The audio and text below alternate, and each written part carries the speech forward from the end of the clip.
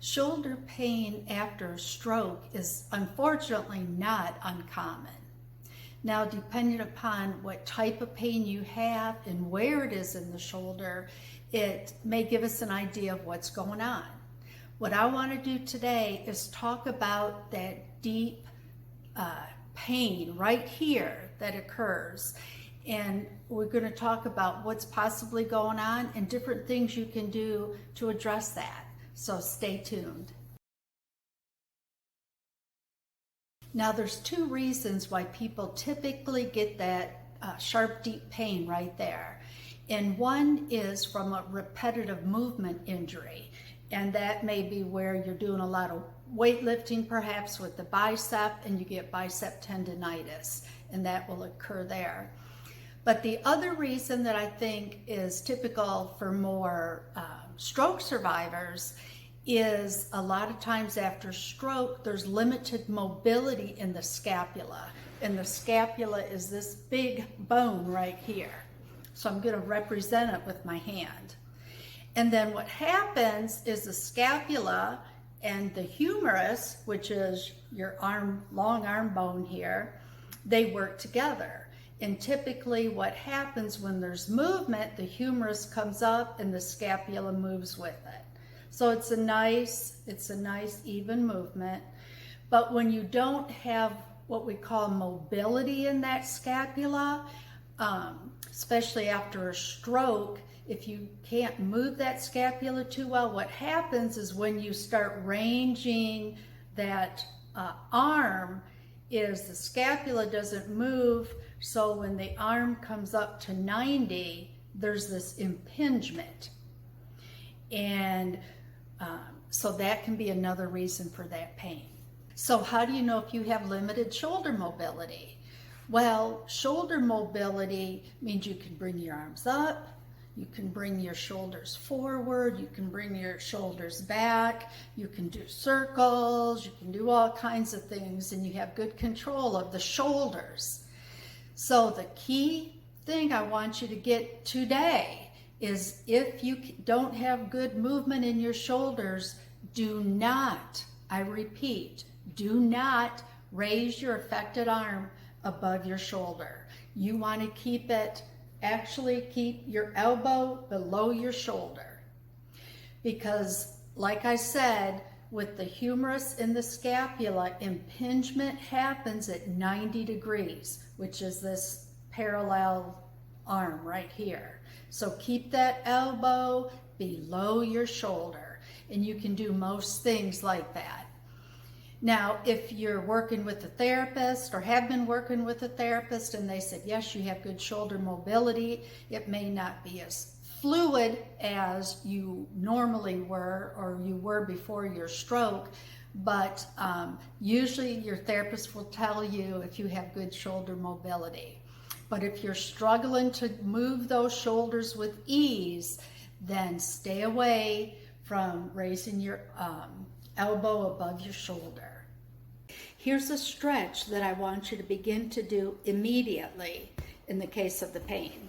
What you do is you want to lay down and try to get as flat as you can. Now, if you put your arms straight out at shoulder level, that's 90. No, don't do that. Bring it down halfway between your side of your body and shoulder level. So it's at a 45-degree angle. And that's where it's just kind of diagonal. What you want to do is turn your palm up and then bend your elbow. So this is external rotation. This is a good stretch for working on that impingement. And you want to keep this position 5 to 10 minutes. Okay, if your arm is a little uncomfortable in this position, go ahead and get a pillow and you can, just rest it on there as needed and just work on lowering that arm little by little. Okay, and so more isn't better in this case. You just want to do it 5 to 10 minutes, maybe a couple times a day. Now, if you don't have much movement in your arm, here's an exercise you can do. I have a pillowcase or a towel you can put on the table so it slides easier. Put your affected arm, lay it on the table, and with your unaffected arm, you're going to come out, move it forward, trying to move that scapula. You're going to come back, you're going to move it to the left, and you're going to move it to the right as far as you can, okay? And you just want to be doing this a couple times a day, maybe 10 minutes at a time. Now, another thing you can do is if you can sit next to the table and have your affected arm on the table, that way you can move it forward, but more importantly, or just as importantly, you can move it way back without your arm falling off the table. So you can move it forward and back. Now, if you have more control over your affected arm, go ahead, put the pillowcase on the table, and then you can do the same thing, just more independently with that arm. So you're mobilizing the scapula is what you're doing. Okay?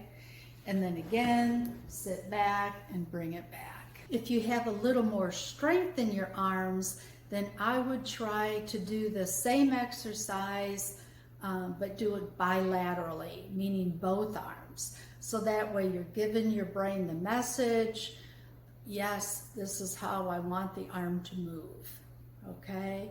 So bring them forward and bring them back. Try and touch those elbows because that's really gonna help that scapula.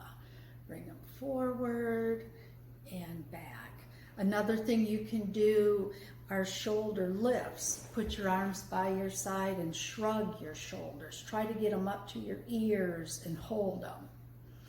And what I recommend too is doing this in front of a mirror because that really gives you some good feedback about, you know, how much more you have to raise that affected shoulder. Another exercise you can do if you can't quite move your affected arm yet is go ahead, lace your fingers or perhaps grab the wrist, bring that arm out, keep it below the shoulders, and then take it from one side.